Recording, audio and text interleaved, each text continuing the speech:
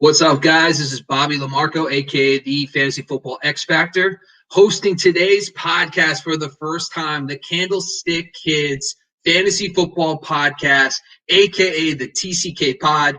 I'm honored that Sky gave me the opportunity. This is episode 378. Today, we're going to talk about the players in the NFL, the players currently on rosters that have the most to gain based on the results of the NFL draft. So basically, if teams avoid skill position players or certain quarterbacks, and we get to see Ryan Fitzpatrick in Washington, for example, we'll talk a little bit about some of the players that have the most to gain, where they're currently being drafted, where I think they should go if they do not get supplanted by a rookie. But first, just want to touch on a couple things, too, where you could find us at. Of course, if you see scroll on the bottom of your screen, please go follow us on Twitter, at Sky Gowasco, on Instagram at the TCK Pod. All across your YouTube, all that stuff. We want to make sure you guys are following the TCK Pod, myself, Dweez, Lucas. All of us are kind of putting out content. Over the next couple of weeks, you'll be able to find a bunch of NFL draft insights from the guys at the TCK Pod, Dweez. And we're also going to have a couple guests on as well with Lucas and Sky. So please make sure you're checking out all the NFL draft content. We're really excited about it. Today, though, is about talking about current players and their impacts they could have in fantasy if, for example, a team does not draft one of those young rookie receivers, running backs, quarterbacks, etc. Please don't forget, if you like the video, guys, to subscribe to the YouTube channel. Make sure you guys are getting us, give us a 5-star rating. Please make sure you're subscribing so you get all the notifications when we post a new podcast. We're doing 2 a week. We're going to be doing 2 each for the next couple of weeks for the NFL draft. So please make sure you're checking that stuff as well. Before I get started, I want to give a shout out to our main guys over at the Jersey Jungle. So the Jersey Jungle, guys, this is a fantastic, awesome jersey site that you guys can actually access right through Instagram, which is awesome. All you got to do is DM them at the Jersey Jungle to order. You can use the promo code TCK to receive 10% off for 1 jersey, up to 15% off for 3 jerseys. So please make sure you're giving the guys at the Jersey Jungle some love. The best part I always say is just follow them on Instagram and actually just look at their stories because they're constantly sending updates about the new jerseys. They got some unique stuff going on, some alternative looking jerseys as well as some unique stuff too. So please make sure you follow them and then check out their stories and see if there's something you like and DM them at the Jersey Jungle to order. So let's get started. Basically, just to kind of rehash what I'm going to be talking about today, and the biggest thing for us is talking about what players are probably right now being underdrafted because of the anticipated draft picks coming up in April's draft. So the first team we're going to talk about is the Arizona Cardinals. And honestly, we know right off the bat that there was some big news that broke early today. James Conner signs with the Arizona Cardinals. Of course, the guy I was going to talk about was Chase Edmonds. Even with the Conner signing, Conner does fit a better role as an early down thumper, kind of to complement a guy like Chase Edmonds. All that being said, I do want to keep in mind Chase Edmonds was the RB 40 in points per game last year, and he was clearly the backup to Kenyon Drake. Now, I believe that him being in the offense, James Conner's coming in for the first time. I do believe that Chase Edmonds could take another. Currently, his draft stock is right around RB 27 to 30. And to be honest with you, we're not going to be taking him there. I don't think you'll have to. The James Conner news is going to make his draft stock start to fall. Now, it's important to note on the screen here we talk about the picks are rounds 1 through 3. There's only 2 picks that the Cardinals have in that. So I don't really see them taking another RB now that they have James Conner on board. But that being said, so when I was looking at the fantasy points per touch, so this statistic, Chase Edmonds actually matched Dalvin Cook's output of 0.89 fantasy points per touch. And then I talked about this on one of our previous podcasts, that anytime he's gotten double-digit touches, he averages 13 points per game in half-point PPR.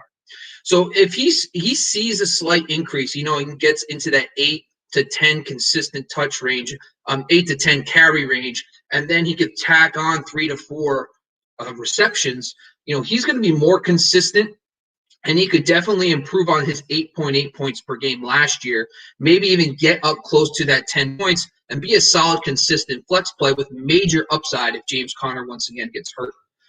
But with the Conner news, let's pivot. And honestly, I want to talk a little bit about Christian Kirk.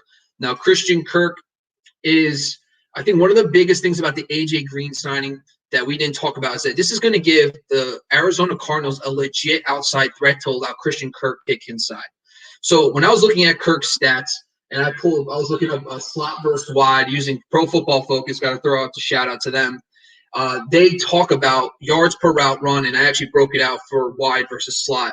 And he does have a slight bump in the slot. He's actually been more successful, 1.41 last year versus 1.21 out wide. So that tells me that he's probably better suited for a slot role. And with A.J. Green on board, I think that's going to really help Christian Kirk.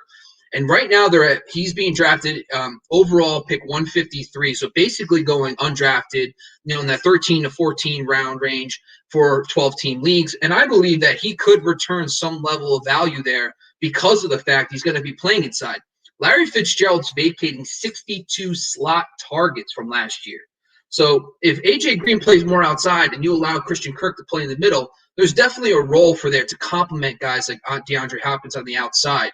So if Kirk plays more in the slot, I think he's someone that we can monitor, make sure to see what camp reports are saying to see if he's taking the next step.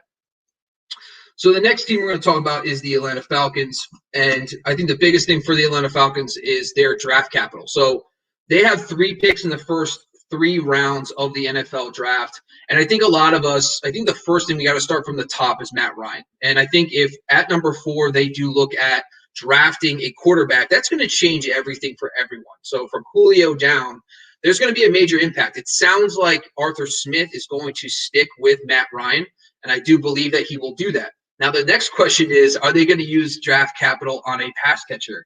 Are they going to use draft capital on a running back? Now, obviously, this is a huge, huge caveat for a guy like Mike Davis. And Mike Davis, listen, he is not Derrick Henry. So Arthur Smith's coming in and implementing this offense. The biggest key to Mike Davis's fantasy value last year was his passing game usage.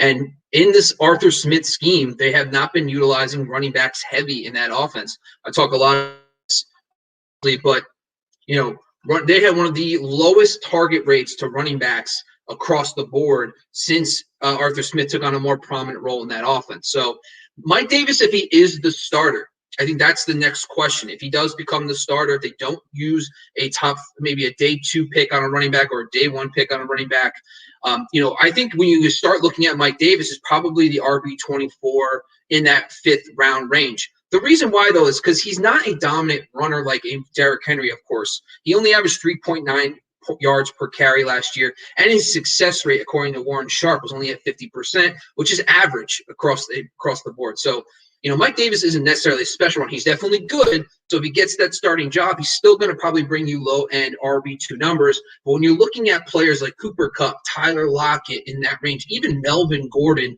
I'd rather have those players over a guy like Mike Davis. So if he does become the starter, I think I'm going to start looking at him towards the end of the 5th, early 6th round. Next up, of course, we're going to talk about is Hayden Hurst. And Hurst is kind of an afterthought. He was kind of last year one of my favorite players. Didn't really work out. One of the biggest misses amongst the tight end position. I had him up as high as tight end 5. He did finish as the tight end 9 in fantasy football, which is not terrible. But this offense that's coming in with Arthur Smith is a tight ends coach by trade. So him by trade being a tight ends coach, he features the tight end last season. The tight ends for the Titans had 80 receptions, 835 yards, and 9 touchdowns between Jonnu Smith and Anthony Firkser. That is equal to the tight end 3 in fantasy. And now I'm not saying he's going to monopolize all those touches, but the backup tight end today for the Falcons is Lee Smith. And Lee Smith is a career blocking tight end who only at his career high is 12 targets in a season. So Hayden Hurst right now, if they don't draft a Kyle Pitts at 4, or they don't go after a tight end or another receiving threat in the draft early on, Hayden Hurst steps into that role. He's got to now become in that tight end 1 discussion, that tight end 12 range. There's a bunch of guys that we're going to talk about today fall into that, but I think it's Hayden Hurst who's going to be a post-height sleeper. 2nd year with Matt Ryan, another year developed chemistry with him as well, and I think that's where you could find value with Hayden Hurst, especially because today he's going at pick 132 in fantasy.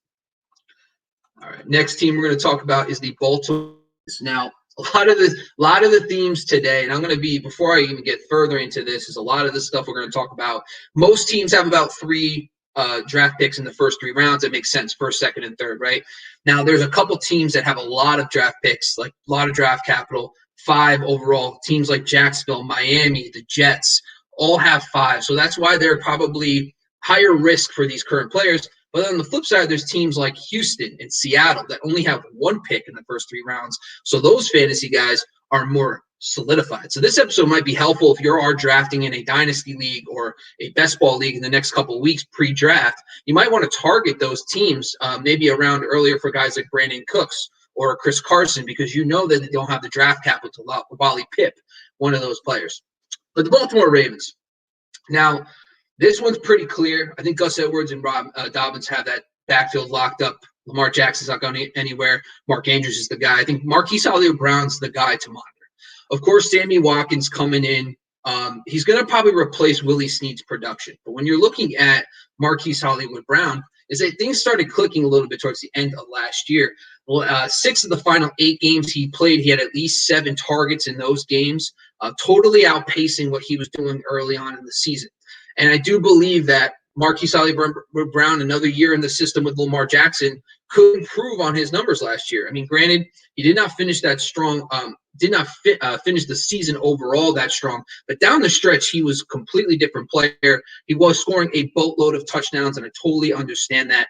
But it's very important to note that he currently today is going in the pick 80 overall right now. So for in a 12-team league, that's round 7. And I do believe that he can return top 30 value next year if he is, once again, the number 1 for Lamar Jackson. All right. Next up, Buffalo Bills. Now, this one is another one that I thought was interesting. So when I was doing my research and I was looking through the Buffalo Bills, they just have so much offensive firepower with the passing game. Josh Allen took the next step, but it's really the running game that has the biggest question marks. I think the first one that came to mind was Zach Moss. So obviously that things never really fully clicked for Moss last year. He was splitting work with Devin Singletary. But something I thought was interesting when I was doing my research on Zach Moss. Now, over the weeks 14 to 16, that he came back from injury, then he started getting the workload. He actually had 12 or 13 carries in 3 straight weeks. Before that, week 17 performance against Miami, where they sat their starters for the second half of that game, he was really coming into his own, started getting more work. He was getting the lead ball carrier work as well, and he was producing with those carries. So that's something to monitor to me. So Zach Moss right now is kind of an afterthought. He's actually going later than he was last year as a rookie. He's going at pick 106. So with the draft capital the Bills have, they have their 3 draft picks in the first 3 rounds.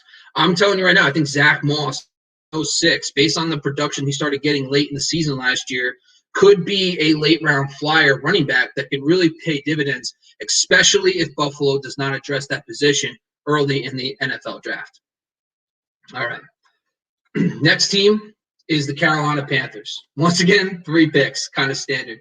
And when I was going through my research and trying to understand, obviously Christian McCaffrey coming back, awesome. Looking forward to that, of course. I think, yo, what's up? Hey, it's the analyst. He's on, man. What's up, buddy? Thanks for joining, man. Appreciate it. Talking a little bit about the NFL draft and current players that could be impacted. So who has the most to gain? Shout out to the analyst on there. But so when I'm talking about the Panthers, my first thing that comes to mind is Robbie Anderson. And the reason why I'm really thinking about Robbie Anderson is because I posted this a couple weeks ago about how Curtis Samuel was the slot receiver. Now, Robbie Anderson and David Moore is replacing Curtis Samuel. So David Moore's coming. He is a primary outside receiver. What I'm really interested to see is if Robbie Anderson will take over as that primary slot guy. Granted, we have seen a guy like Joe Brady, who was with the Saints and Michael Thomas, and then LSU with Justin Jefferson. He did feature a bigger slot guy. And I think Robbie Anderson, of the remaining 3, DJ Moore and David Moore, he actually played the most in the slot of any of those 3 guys. So he's almost a logical fit. And what I love about Robbie Anderson, that'd be one hell of a player, right?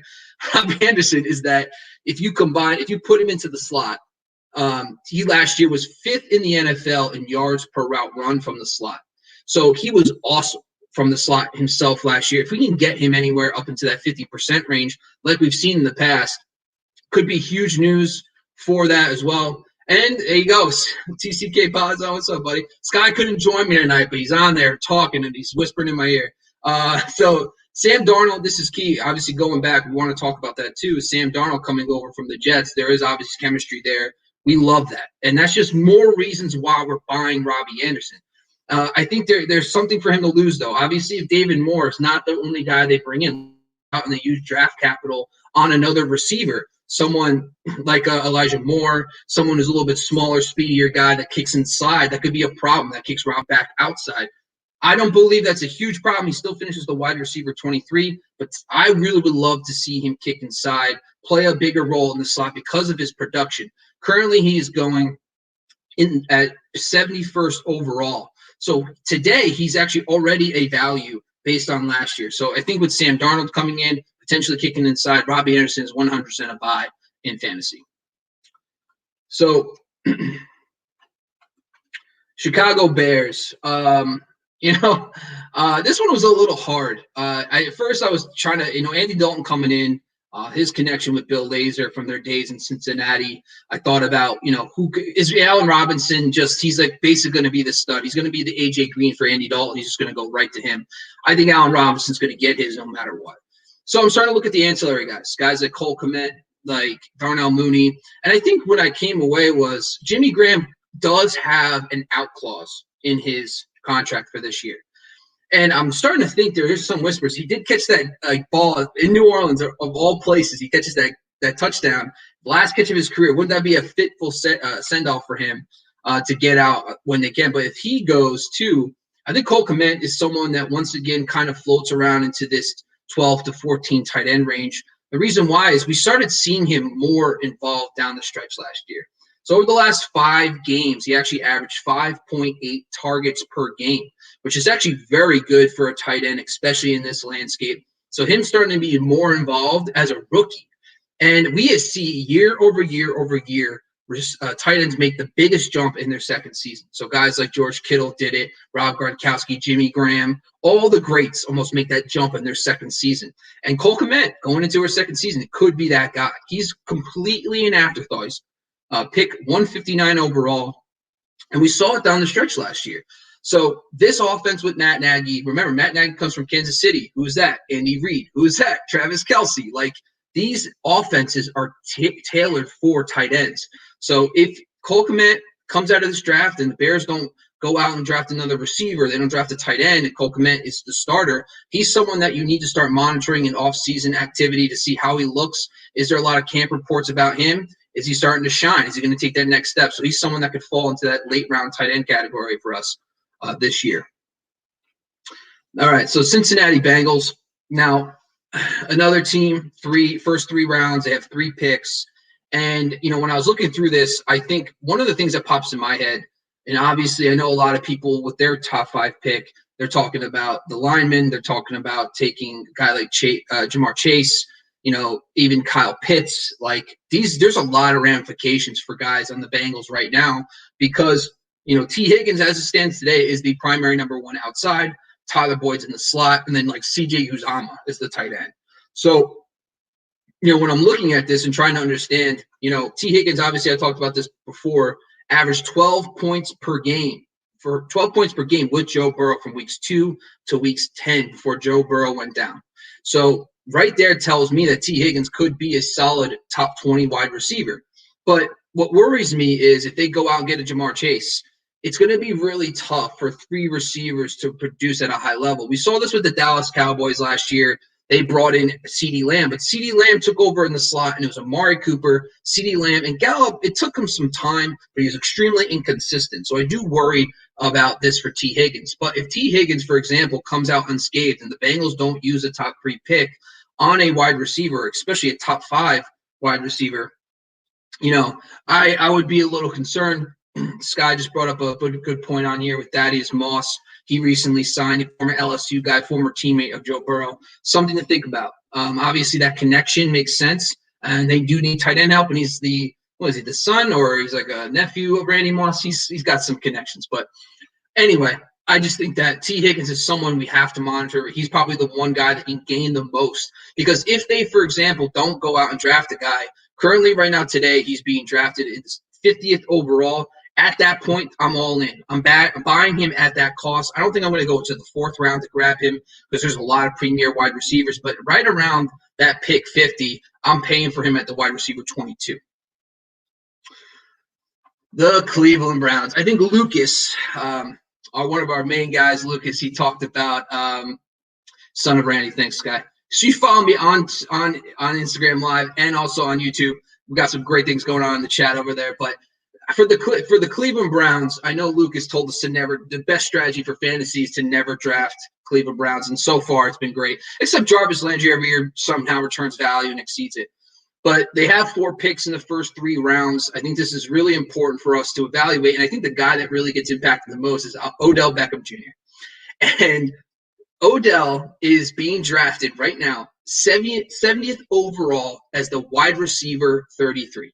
Now, I know we've been burnt time and time again. This guy can't stay healthy, and he hasn't done it, and I totally get that. And I'm not even going to sit here and tell you should reach up in the 5th, in the 4th to draft Odell Beckham, but you do not have to anymore. He is going in the 6-7 turn range, and for me, when you look at Odell last year, hidden in his numbers, he played 1 game last year where he played like a handful of snaps, 1 target, 0 catches, and he was done. But if you remove that game from that category, he was averaging 12.4 points per game in half-point PPR. That's the 6 games prior. He had 2 decent games and a couple, 4 mediocre games, and I totally get that.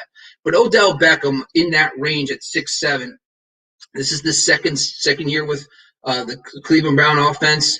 Kevin Stefanski. This is going to be the 2nd year for Baker Mayfield in that system. This is a type of system that can take a huge statistical jump in the passing game. We saw it with Kirk Cousins last year. We saw Aaron Rodgers last year. These type of West Coast offenses, they really flourish in their 2nd season. Odell, to me, if the Browns don't go out and draft anybody big at the receiver position to kind of phase him out, if they're going into the offseason with Odell and Jarvis Landry as their 1 and 2, I think Odell becomes a value again at that wide receiver 33 at 70th overall. Just remember that 12.4 points per game last year in the first 6 weeks. So I know he doesn't stay healthy, but he's no longer killing your team if you draft him in the 4th round. You can get him as late as the 7th based on your league format. All right. So this team, the next one we're going to talk about is the Dallas Cowboys, another team with 4 draft picks. Now, in the first 3 rounds, I understand that it's obvious here to say that it makes a lot of sense that they're set at the wide receiver position, and I agree with Gallup, Cooper, CeeDee Lamb, but we're hearing rumblings that they're really big on Kyle Pitts. And this brings me to Blake Jarwin. So Blake Jarwin last year, and I'll admit first thing I was totally wrong about the tight end usage in the Mike McCarthy offense. Dalton Schultz last year finishes the tight end 12. And Blake Jarwin is a better player than Dalton Schultz. And if this offense produced a tight end 12 last year with a backup tight end, Jarwin becomes an intriguing player if the Cowboys don't draft a premier tight end or another pass catcher early in the draft. And I think Jarwin now falls into that 12 to 14 range, similar to what we talked about other guys, just based on the fact that last year this offense, their defense was so bad, you're hoping Dan Quinn comes in, he fixes things, but I don't expect them to take a major leap, which means that this offense is going to have plenty of volume, and we're going to see a lot of opportunity for a guy like Blake Jarwin. So someone to monitor later in drafts. If they come out of the draft with no premier pass catchers, Jarwin falls now into that 12 to 14, 15 range for tight ends. All right. So for the Denver Broncos, another team, a lot of draft capital. Another team with just a shit ton of talent. I mean, I'm talking Noah Fant, Jerry Jeudy, Cortland Sutton, you name it, they got it, right? So from what this perspective to me is that Drew Lock is the guy. Drew Lock is the guy with the most to gain this draft season. So if the NFL draft goes and they do not draft a quarterback early and Drew Lock comes into the season, there's enough talent in the 2nd year of Pat Shurmur's scheme for Drew Lock to become a borderline QB1 this year. I do believe that when you have this much talent surrounding him, he also gets Jawan James, the right tackle, back from the COVID opt-out last year. He has a bunch of talent on the offensive line. He's the only thing holding back that offense. So if he puts in the time, energy, and effort, and he takes the next step, Drew Lock is going to be someone that a lot of people thought last year could be a top 12 quarterback. I think Drew Lock this year, in the second year of the Pat Shurmur scheme, could flourish and become that borderline QB1 we thought he would be last year. So something to monitor for the draft. If the Broncos don't go get a quarterback and they roll into the offseason with Drew Lock, pay attention to camp reports on him and see how he's performing because he could easily become a late round flyer or an early season pickup. Yeah, Alberto, Tim Patrick, Sky's got me for backup. Check them out on Instagram right now. It's just nuts. So next up, Detroit Lions, another team, 4 picks. Now the biggest thing for the Detroit Lions is we know they just have a boatload of vacated targets. So their team vacated the most at 334 vacated targets from last year. So that to me is like there is just a wide open door for people to emerge. We've seen Jared Goff. We've talked about this a bunch of times, that Jared Goff has supported multiple pass catchers over the last couple of years, Cooper Kupp, Robert Woods.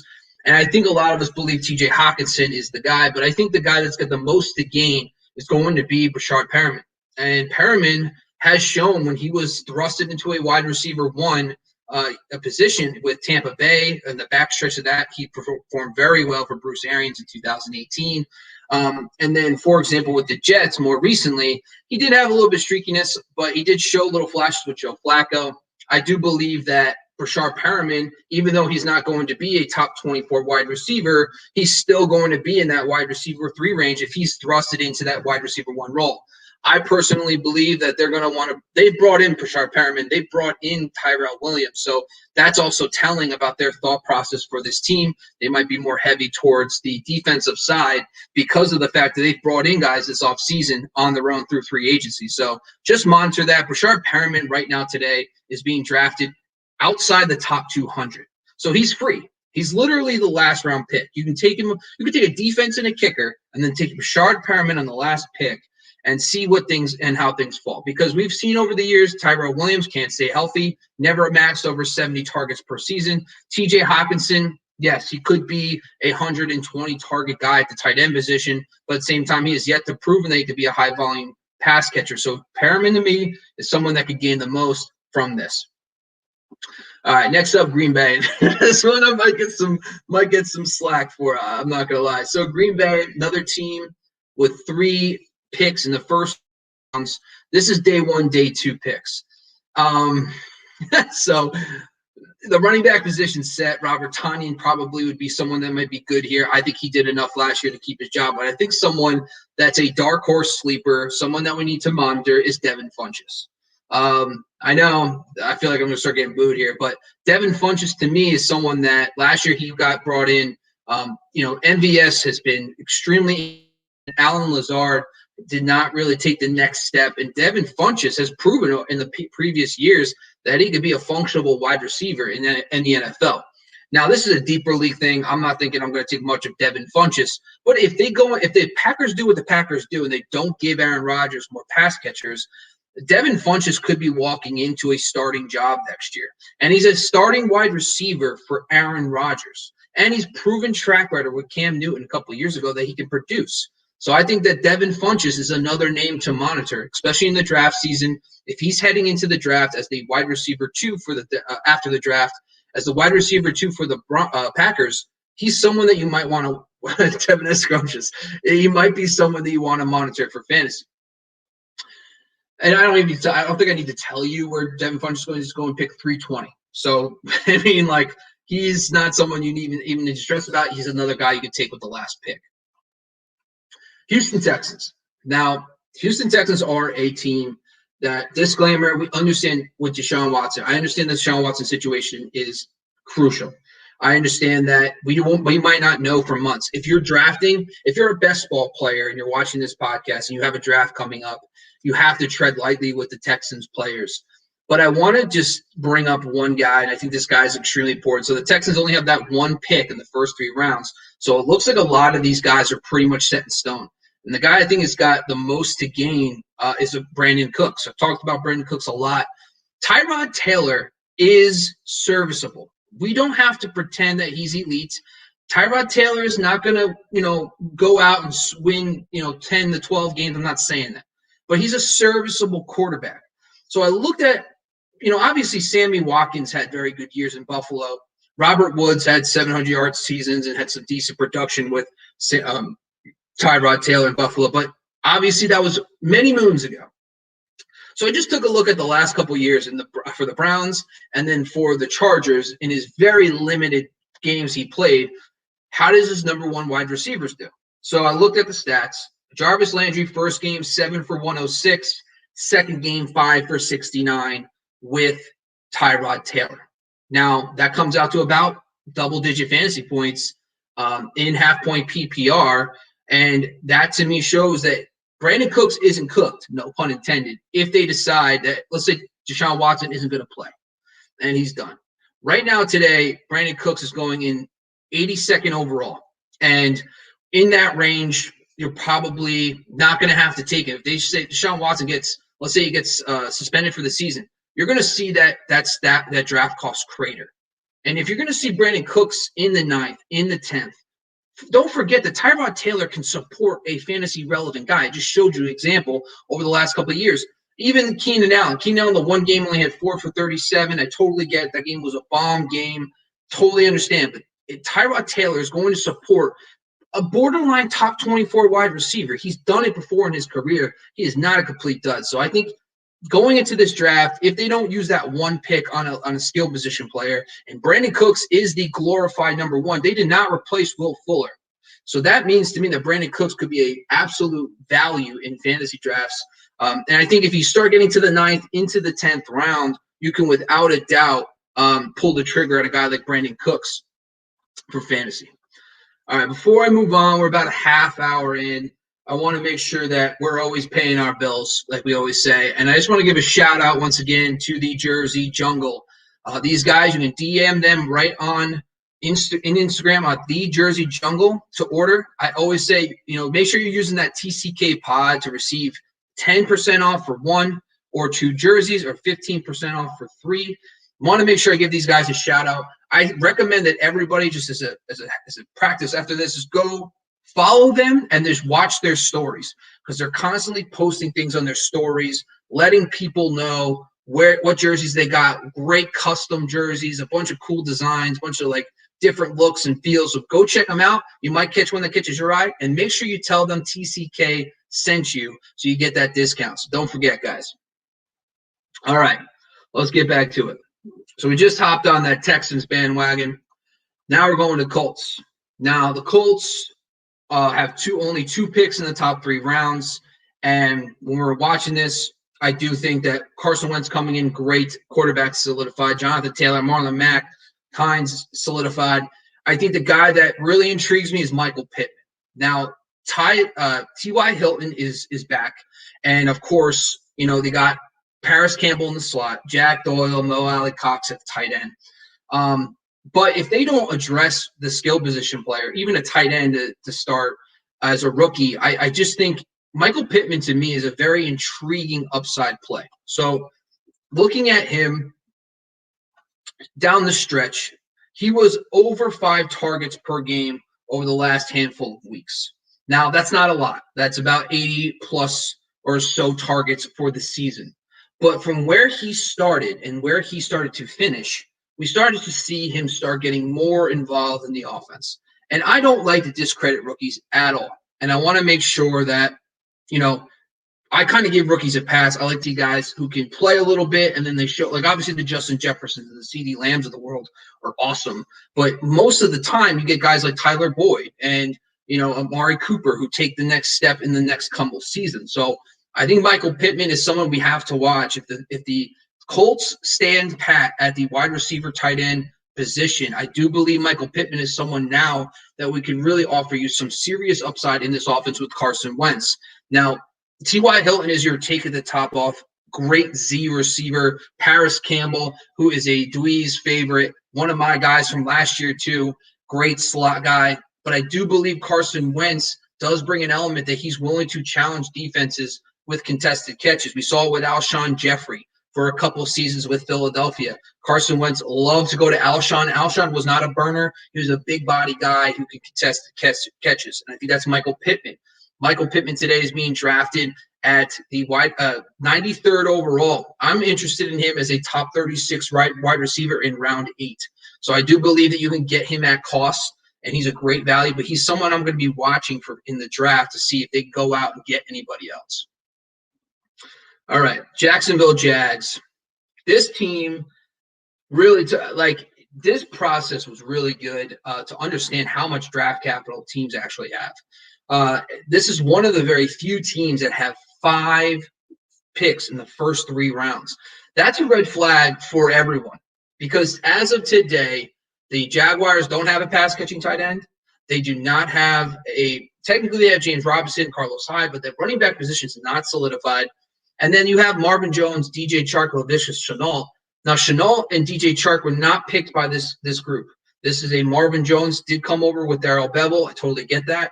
But those other guys, they're not the guys that this coaching staff picked. So that's always a red flag. With 5 picks in the first 3 rounds, everybody's on notice. Now, when I was doing this first, the one thing I said, the first guy I wrote down was Laviska Shenault. Now, Shenault showed flashes last year. But what I really love about Shenault is that he prototypes to be the slot guy. So you got Marvin Jones, you got DJ Chark on the outside. Shenault will become a slot receiver. Last year, I looked at their numbers. He actually averaged 0.2 more yards per route run in the slot. He was much more productive in the slot. If you put him there full time with Keelan Cole now gone, that's fantastic news. I would love to see that. We have seen Darrell Bevel feature slot-type receivers, Percy Harvin, Doug Baldwin in the slot. So I'm not scared off by Marvin Jones being there. This team has the top 5 amount of available targets from last year in the NFL. We'll talk more about that later, but that's important. There's plenty of targets to go around. But right now today, they don't have a pass-catching tight end. Tyler Eifert's not been re-signed. They also don't have a premier passing down back that they need to target a lot in the passing game. So these are things I'm going to be watching because Laviska Shenault right now, to me, if this offense, they go defense heavy and they don't bring in a lot of competition, I think Shenault in the slot, those guys on the outside with no pass-catching tight end of note, that really makes me really excited to draft Shenault, who currently is going at 87th overall. So I think there that's where I want him to be. That's where I'm okay drafting him. I'm comfortable drafting him as a top 36 wide receiver. The other guy is James Robinson. Now, I don't think we need to talk about this too much. I think it's kind of obvious. Carlos Hyde is a Urban Meyer guy, and I totally understand that. And him coming in is a little worrisome. We saw what Carlos Hyde did to Chris Carson's value last year as a little bit of a drain. He is a serviceable running back. That being said, James Robinson has a bunch to gain if they don't go out and draft a running back. He has proven that he could be a foundational piece. His running back touches are going to go down. We totally understand that. Currently today he's being drafted as the 24th overall, so that's right around RB12 right around RB15. So that is actually serviceable middle. I think it might be too rich for my blood personally, but at the same time, he's got so much to gain if they don't go out and draft a running back. With 5 picks in the first 3 rounds, I'm a little worried about James Robinson's value. So if you are someone that is drafting in the next couple weeks before the draft, doing best ball, whatever, you might want to put that in the back of your mind because 5 picks is a lot in the first 3 rounds. Kansas City Chiefs next up. So the thing about the Chiefs that we want to talk about is obviously Sammy Watkins left. And Sammy Watkins leaving opens up the wide receiver 2 spot between Demarcus Robinson and also Mecole Hardman. Sammy Watkins vacated 55 targets. He also missed 5 games last year. So in those 5 games, Mecole Hardman actually averaged 8.5 points per game, was right around 4.6 targets per game. Nothing world beater. I'm not saying he's going to change the fantasy landscape or anything, but he's the one that got the bump with Watkins out. More reps, being on the field more is not a bad thing with Patrick Mahomes. And neither of these guys are going crazy high. So right now today, Mecole Hardman's going 141. Demarcus Robinson's 277 overall. So he's not even being drafted, really. So if with 3 picks in the first 3 rounds, the Chiefs could pretty much do anything. They're so loaded across the board. They could pretty much do anything. But I think Demarcus Robinson, to me, has the most to gain. I guess I would say both. But at the same time, Demarcus Robinson has proven that his statistics do take a significant leap with Sammy Watkins gone. And at 8.5 points per game, that's not great. But if he's able to take even a marginal step up to the 9.5 to 10 range, we're talking about flex appeal, weekly flex appeal. So I do believe that Demarcus Robinson and Mecole Hardman have a lot to gain if the Chiefs go a different direction in this draft. All right, so Rams, another team, 3 picks on the first 3 rounds. And this one was easy for me. And when I was looking at with Matthew Stafford, there's Tyler Higbee. Tyler Higbee has a real shot to be a legit tight. I mean, right now today, Tyler Higbee is going outside the top 12 tight ends. He's going at pick 124 overall. And when I was looking at Tyler Higbee's stats, please, for just for your own sake, Fantasy Pros, you can go to Fantasy Pros is a good way to do this. You can go to points per game by week. Go on there. I suggest go to weeks 13 to 17. Tyler Higbee led the NFL in receiving yards in that 5-game stretch. So the 5 games in 2019 that Gerald Everett missed, it wasn't Tyreek Hill. It wasn't Julio Jones. It was Tyler Higbee led the NFL in receiving yards. That's his upside. Now you give him Matthew Stafford. It's just the backup tight end for the Rams now is a blocking tight end who is someone not like Gerald Everett, completely different. Tyler Higbee is someone that could be easily taken outside the core 4. I mean, Mark Andrews is a little iffy these days, but I would say outside the top 4 guys, you can really make an opinion. I think top 5, 6 range, you could definitely draft him. So with only 3 picks in the first 3 rounds, I'm watching that because I would love to see the Rams do stuff with their offensive line. Always good to add there. Their set at running back, they got their quarterback, receivers. Who knows? I mean, they could go. Maybe they don't believe Deshaun Jackson's the guy. They go out and draft a receiver high. They don't believe Van Jefferson, whatever. But Tyler Higbee to me is someone that I want to see go unscathed because he's probably one of my favorite picks in the draft this year because he's going to monopolize those tight end targets this year, could really return value, be a legit tight end one. All right, Chargers. So the Chargers have 4 picks in the first 3 rounds. And when I was going through this, obviously Mike Williams, Keenan Allen, the new coaching staff, Joe Lombardi coming in, brought over Jared Cook. We also have Donald Parham.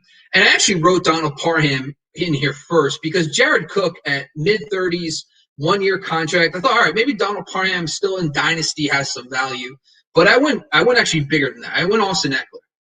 And Joshua Kelly and Justin Jackson are still being there. But there is not a foundational piece. This is a new coaching staff. This is not Austin Eckler's coaching staff. This is not the Justin Jackson coaching staff. This is a brand new coaching staff coming in, and they can sit on a bigger foundational piece. We want someone to complement Austin Eckler. So Joe Lombardi, for example, comes from the Saints. He could put Austin Eckler in that Alvin Kamara role and then put a bigger back in the Latavius Murray, Mark Ingram role. Not a problem. Listen, we've seen what Alvin Kamara has done in this offense, and I do believe that Austin Eckler is going to be awesome. But I don't want to see them bring in the 1A. I want them to see them – at worst, you want them to bring in the 1B. Like, you don't want Austin Eckler to become the Austin Eckler he was with Melvin Gordon. Now, I understand it's all blended together, and it looks like Austin Eckler was this awesome back, even with Melvin Gordon. But there was a huge downtick in his points per game with Melvin Gordon versus without. And last year, he was great, and I totally understand that. But at the same time, you don't want them to come in and bring in a foundational running back, a first-round, a second-round pick, who will become the main ball carrier. You want someone that's going to complement Eckler, like a Justin Jackson or a Joshua Kelly, because you have to take him he's going 15th overall in drafts. That's premier, top of the half of the second round. So if you're going to take Austin Eckler, you want to see him. I want to see him go unscathed. I want him to be a guy they don't invest one of these top picks in, or even a early down thumper, a guy who can take the early down work away from Eckler. I want to see him still be the 1A. So I put Eckler in here as the guy with the most to gain for the Chargers. Next up, the Raiders. The Raiders have 4 picks in the first 3 rounds, and they don't necessarily have. They just gutted their offensive line, so hopefully they just invest in the offensive line. But the guy that really stuck out to me, and I know Henry Ruggs was a first-round pick last year. I don't like to bet on guys that haven't proven it yet. Henry Ruggs just easily could be the next John Ross, or he could just be a great first-round pick. I mean, he could be Tyreek Hill. I don't know. But what I'm trying to say here, though, is I like the known commodity. And the known commodity is John Brown. I think a lot of people forget that John Brown just 2 years ago was the wide receiver 23 in fantasy with Buffalo. Right now, and last year, he's now stepping into the role that Aguilar left. Aguilar was the wide receiver 30 in 2020. So Brown has proven to be on an offense where he can be a wide receiver too. He's also proven that he's entering a position for Aguilar that was a wide receiver 30 last year. Right now, today, John Brown's going to pick 172. He's not even being close to drafted in the top 30. And I believe that if they go into this offseason, these 4-round picks go, and they don't take a wide receiver, they don't take another, tight end, I do believe that John Brown, the one that's going to gain the most out of that, I do believe that John Brown could take the next step. He could fill right into that Aguilar role, maybe even be a top 30 wide receiver. All right. So, Miami Dolphins, another team. This one's another one. This is one of the top teams with the biggest red flag. I think we're just going to pause for 1 second, and I'm going to say this. The teams that have the most picks in the first 3 rounds are the Jacksonville Jaguars, the Miami Dolphins, and the Jets. They all have 5. The teams with the lowest are the Houston Texans and the Seattle Seahawks with 1. So that is important. So if you're drafting in the next couple of weeks and you're drafting before the draft, doing best ball, try to keep that in mind. Those teams that have less picks will have less disruption. Anyway, back to it. Miami Dolphins have 5 picks. Now, they just signed Will Fuller. They have Mike Gesicki. They have Devontae Parker. And there's still question marks at the backfield. They did bring in Malcolm Brown from the L.A. Rams. But my guy is Myles Gaskin, because Gaskin he's kind of lost in 2 seasons, right? So a lot of people talk about, how did they do in the beginning of the year? How did the guy do at the end of the year? Well, Myles Gaskin was in the middle of the year. In the middle of the season, he played 10 full games last year. He was the RB16 in those 10 games. That's how good he was. He was a Swiss Army knife for that offense. He was catching balls out of the backfield. He was running with pretty well behind that offensive line. And he was the RB16 in the 10 games he played in full. Now, that to me is completely overlooked. His ADP as of today is running back 31. But the 5 picks in the first 2 rounds, I think Myles Gaskin is one of the guys that doesn't get away. He does not get out of this unscathed. I have a feeling that they're going to get a running back or something with those first 5 picks. The Dolphins are a growing team. They have their quarterback of the future. So I'm a little concerned for Myles Gaskin. But if he does get out of this draft, the first 3 rounds, they don't take a running back, and he becomes the guy, I love him at his ADP. I would actually consider Myles Gaskin probably in the top 30 range, or be in the round 7, round 6 range. I would start taking Myles Gaskin if he gets out of the draft unscathed. All right. Minnesota Vikings. The Minnesota Vikings. So terrible. Anyway, so the Minnesota Vikings, they have their typical 3 picks in the first 3 rounds. Nothing crazy there. The guy that I identified is Irv Smith. Now, I talked a little bit about Irv Smith in the fantasy in reverse with Kyle Rudolph going to the Giants. But the thing I think I'm going to take away the most from here is that Irv Smith down the stretch, and I couldn't believe this. So the 4 games last year that Kyle Rudolph missed, Irv Smith was the tight end 4. The tight end 4. Like, I'm not making that up. That's legit. Like, I couldn't believe it. Now, I get that George Kittle wasn't around and some guys were hurt, but that's amazing to me. That shows that he was averaging about just over 10 points per game in half-point PPR down those last 4 games on the back of 3 passing touchdowns. Totally get it. Don't care. He was a focal point in the red zone with Kyle Rudolph gone.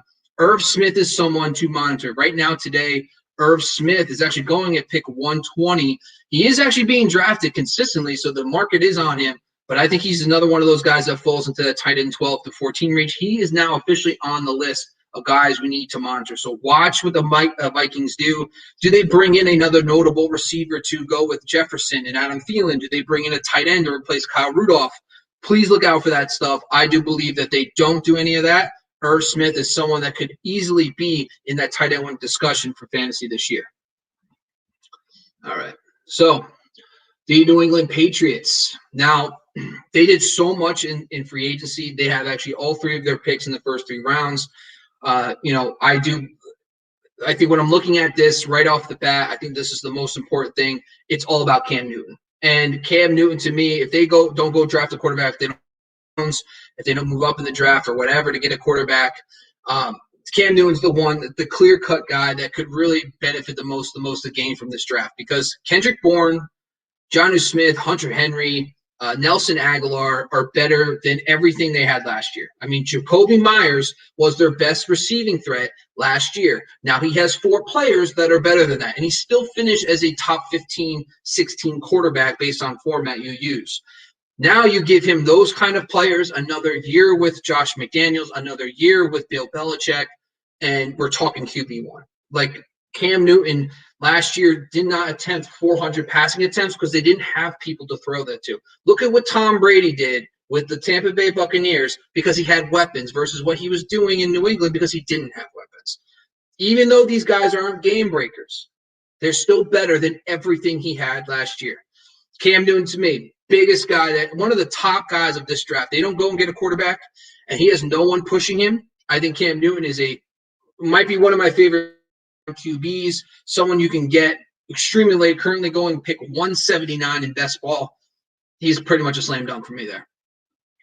Saints, they got 4 picks in the first round. Now, we talked a little bit about this previously. The Saints lost Emmanuel Sanders, they lost Jared Cook, and they did not replace them with anybody notable in free agency. So it's like Traquan Smith, it's Marcus Callaway, it's Adam Troutman. And when I look at offenses, I like to identify teams that utilize certain positions year over year, no matter what. And one that comes to mind is, of course, the Saints. And we saw it with Jimmy Graham. I mean, we saw the heights of Jimmy Graham way back in the day.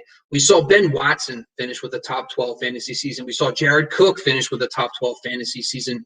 So I do believe that this offense could be tailored fit to a guy like Adam Troutman. There is a boatload of vacated targets in this offense. Not everything can go to Michael Thomas. Now, of course, the quarterback controversy between the two guys is going to mean a lot. I think Taysom Hill's the quarterback. I'm not interested in Troutman.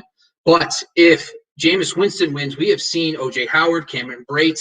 Cameron Brate had a tight end one season with a Jameis Winston. So I do believe that if Jameis Winston wins this game, wins that job, he is 1,000% on that tight end. Adam Troutman's on the tight end one radar. So the first 4 rounds are going to mean a lot for them. Do they bring in another wide receiver to be on the outside with Michael Thomas? Do they bring in another tight end? Do they actually believe in Adam Troutman? So still too early to tell, but I think Adam Troutman from the New Orleans Saints is someone that I'm going to be looking at. And if he does get out of the draft, he's someone I'll be watching camp reports on. He could be another guy that falls at that tight end 12 to 15 range, guys that I'd be interested in drafting based on the camp reports coming up. The New York Giants. So the Giants they have 3 picks. I think this one was easy for me. It was Daniel Jones. So Daniel Jones has everything. He has Kenny Golladay. He has Darius Slayton. He has Sterling Shepard. We've talked about this. Evan Ingram, Kyle Rudolph, Saquon Barkley. He has everything. Now it's time to put it. He's another guy, just like Drew Lock. Very similar situation in the sense that he is going into his second season with a coordinator. Jason Garrett did have multiple seasons with Dak Prescott. Dak Prescott was a QB1 every season with Jason Garrett. So Jason Garrett has proven that he has offenses that could produce QB1s. Now, the thing I like the most about Daniel Jones pre-injury, he was 4th in the NFL in rushing yards for quarterbacks weeks 1 through 4 last year. So before he got hurt, he was pretty much lighting up the NFL running the football. And that's something that's intriguing wrinkle. And that's why Dak Prescott consistently flirted with QB1 value. It's because his rushing ability. Daniel Jones can do the same exact thing. Now he has his Des Bryant and Kenny Golladay. He has, all the complementary pieces you can need. I think that Daniel Jones, to me, is another guy that could be a post-site sleeper. I think a lot of guys were on him last year. The coaching change was always the problem with me. Now he's in his second year with that scheme. If the Giants go all in on Daniel Jones this offseason, I believe that Daniel Jones could be a QB1 this year based on the talent he has and his rushing ability with this team. So, New York Jets. This is one of those teams that everybody – red flags everywhere. They have 5 picks in the first 3 rounds. Now, this is big, big, big news for guys like Corey Davis, Chris Herndon, Denzel Mims, because this is a new coaching staff coming in. They didn't draft Mims. They didn't draft guys like, they didn't bring in Crowder. They didn't bring in guys like Chris Herndon. So I believe these guys are all on alert.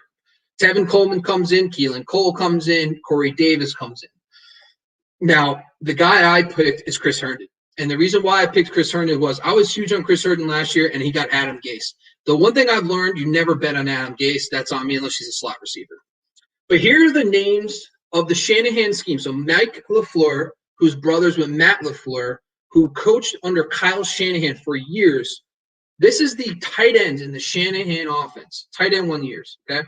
You have George Kittle twice, Robert Tonyan, Fred Davis, Chris Cooley, Owen Daniels.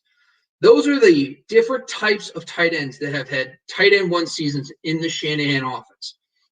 A lot of these guys are the only reason why there isn't more is because a lot of guys got hurt. You know, the Chris Cooleys and Fred Davises, you know, guys got hurt and they could not produce. Robert Tonyan was with Matt LaFleur last year, of course. But I'm just telling you, this offense is very, very good for tight ends. That's why I picked Chris Herndon. If they don't address the tight end and Chris Herndon is your number 1 tight end for the Jets, I think I might be going all in. I might be going all in.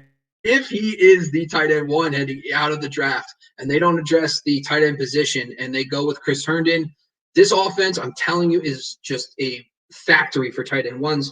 That's why I'm all in on Chris Herndon this year. Again, hopefully the second time's the charm. Philadelphia Eagles are next. We talked a little bit about the guys here. I think I've talked a lot about Jalen Reagor. I obviously Jalen Hurts, if they draft a quarterback, I think they're in on Hurts. So the guy I put here is Jalen Reagor. Now, Reagor led the team in yardage the last few weeks when Jalen Hurts was the quarterback. He was second in targets, and he had the highest yards per route run on the team with Jalen Hurts. He's going into his second season in this offense. There is a new offense coming in. So Nick Sirianni, those guys, they don't have any ties to Jalen Reagor. So I think right now today, they have 4 picks in the first 3 rounds. It makes a ton of sense for the Eagles to take a wide receiver. But if they don't, and they go into the offseason with Jalen Reagor as the number 1 for whatever reason, that's huge. That just shows that the coaching staff that's coming in is confident in Jalen Reagor because they don't have anybody else besides Travis Fulgham, et cetera, behind him. So I do believe that Jalen Reagor's the guy that he, out of everybody, has the most to lose in this backfield. I think Miles Sanders. I think Dallas Goedert is locked in and loaded. Top 6 tight end. I would definitely look at Dallas Goedert as early as round 4 or 5 range. I'm that high on him. Even though you don't have to take him here, you don't need to. But that's what I'm just letting you know how high I'm on Dallas Goedert, especially when Zach Ertz leaves. So Jalen Reagor is the guy to me, though, that has the most to gain from this draft, and I want to see if they do go out and get a top wide receiver as well. All right, Steelers. 3 picks in the first 3 rounds. This is key. Now, the biggest thing with the Pittsburgh Steelers is they're kind of set across the board. They have Big Ben coming back. They have all the receivers. They have Eric Ebron coming back. And this one was easy for me. It's the running back position. James Conner just signed with the Cardinals. He's not coming back. That means Benny Snell versus Anthony McFarland is a thing. Now, I've talked about this before, but Matt Canada actually was the offensive coordinator for Anthony McFarland in Maryland.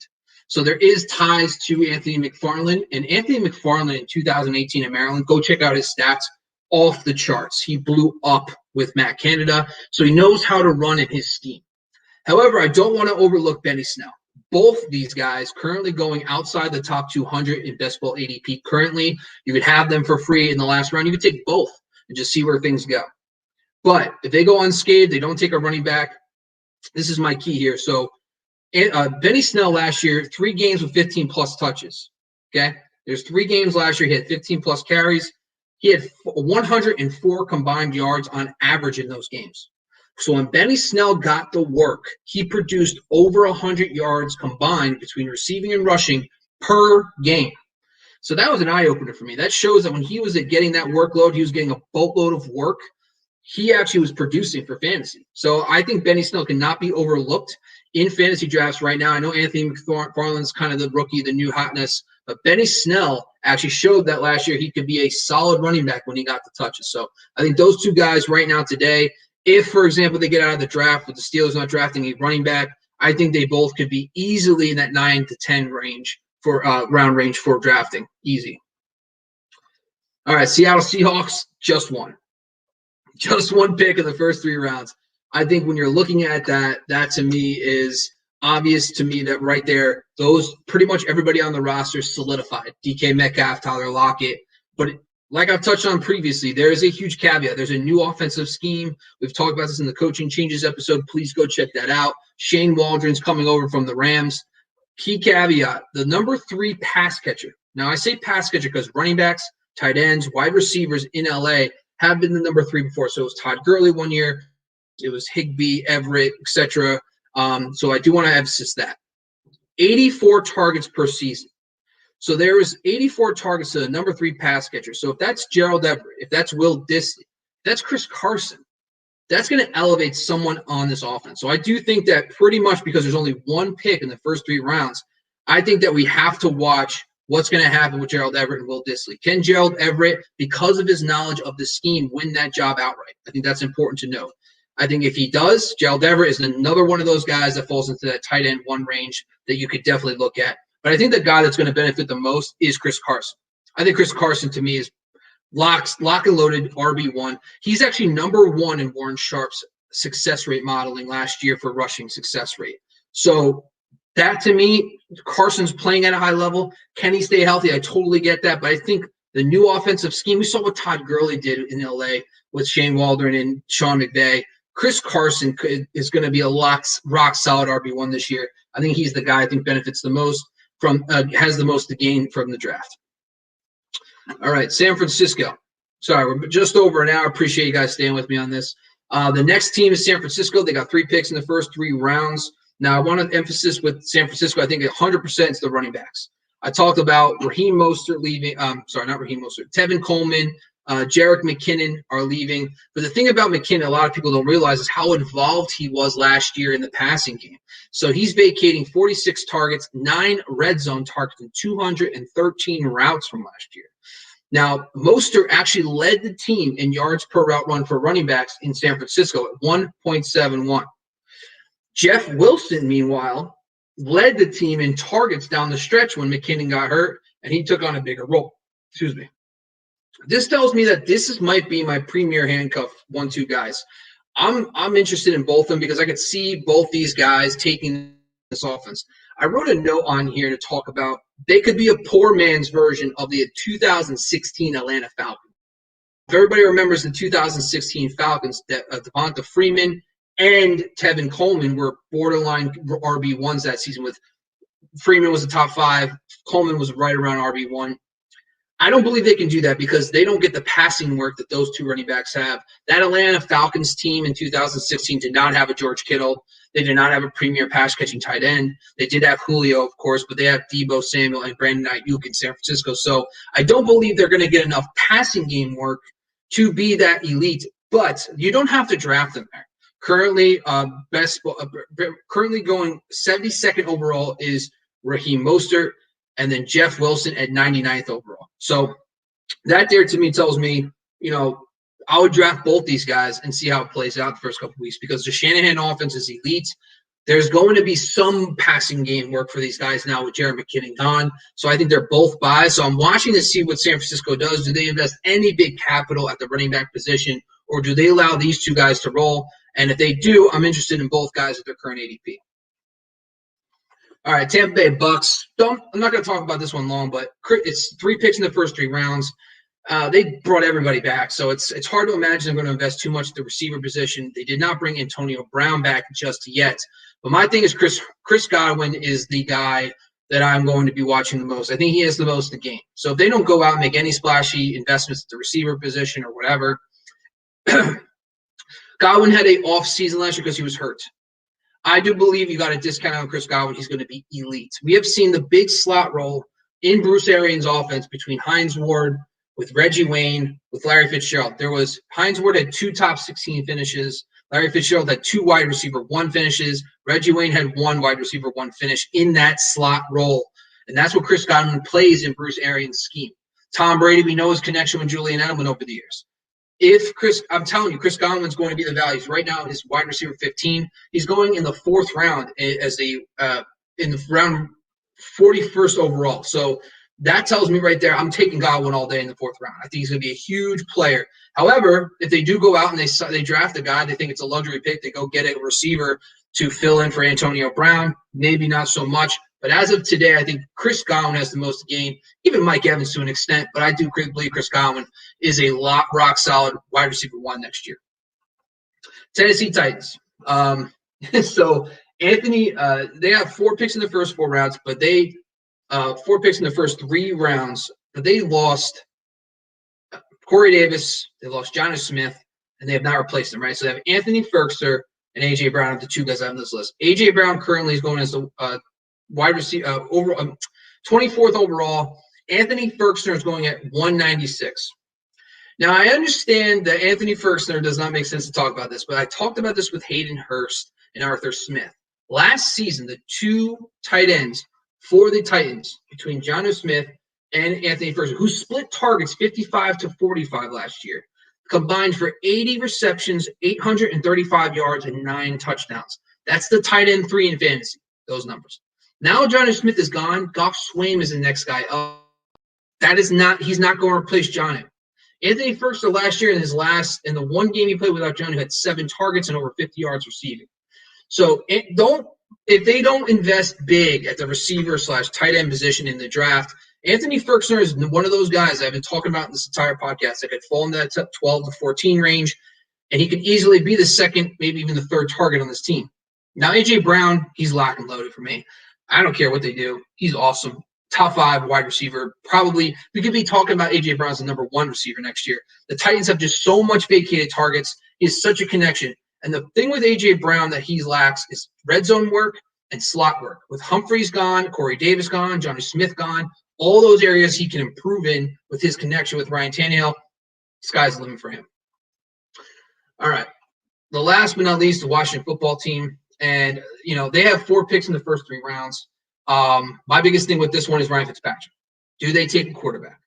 If Ryan Fitzpatrick, they don't take a quarterback early and they go with Ryan Fitzpatrick, wheels up on Terry McLaurin, wheels up on Curtis Samuel, wheels up on everybody. Now, currently Terry McLaurin's 34th overall, Curtis Samuel 84th overall. We have seen time and time again Fitz lock in on his receivers, Deshaun Jackson, Mike Evans, Preston Williams, and Devontae Parker. Williams was on his way to 120 targets, so was Devontae Parker that season. Listen, I'm telling you right now that it's huge for these pass catchers. If they go and get Trey Lance, if they go and get Mac Jones, that Tua effect is going to be in the back of your minds. Now, I don't believe that Terry McLaurin is necessarily a great pick in the 3rd round if they go and draft a quarterback in the 1st round, because Ryan Fitzpatrick might only play for the first 4 weeks, and then he's getting pulled. Now, he could play 16. I know that, but I'm talking about peace of mind knowing. So I think if they don't draft a quarterback early and you're getting 16 games of Ryan Fitzpatrick, I'm in on all those guys. So keep that in mind. They also have a huge hole. They do have Adam Humphries in the slot. They have Logan Thomas at tight end. They have their running back. So I don't think they're going to go and get receivers and running backs necessarily. So that's why I picked Ryan Fitzpatrick, but I think it's a trickle-down effect. So let's hope that Ryan Fitzpatrick is the starter for 16 games. So I have a couple questions here. So the first one is Corey Davis a top 20 wide receiver? I say no. I say he's not a top 20 wide receiver this year, but I did talk about this earlier. He was one of the most efficient wide receivers in fantasy. I put up a post recently about how efficient he was. He was like top 6 or 7 he was only one of 6 or 7 receivers that had 2.5 yards per route run and 9 yards per target last year. He was elite. So I do believe that, he could be a top 30 receiver. I do believe that he could be there, but I'm not going to say he's top 20, so that's why I'm fading Corey Davis as a top 20 receiver. But you don't have to draft him there. Corey Davis is going way later in drafts. Where he's being drafted right now is receiver 48. I'm buying Corey Davis at wide receiver 48, but I am not buying him as a top 20 wide receiver because Corey Davis is kind of I don't want to say exactly like Stephon Diggs, but his situation reminds me a lot of what Diggs did. He was one of the most efficient receivers in 2019, goes to Buffalo, gets the volume, blows up. Corey Davis, kind of similar, could be a poor man's version of that. That's why I think he's a top 25 wide receiver, not top 20. And then I got a question about handcuffing. What's up, man? Clock management, what's going on? So I got another question about handcuffing. Now, this is big because I think a lot of people ask about positions. Obviously, handcuffs are mostly tied to running backs. And, there is some wide receiver thoughts about handcuffing wide receivers. Like, for example, Detroit, if you could take your last 2 picks and take one of the receivers and see if one of them blows up. I've seen that happen before where you can do that. You can do tight end.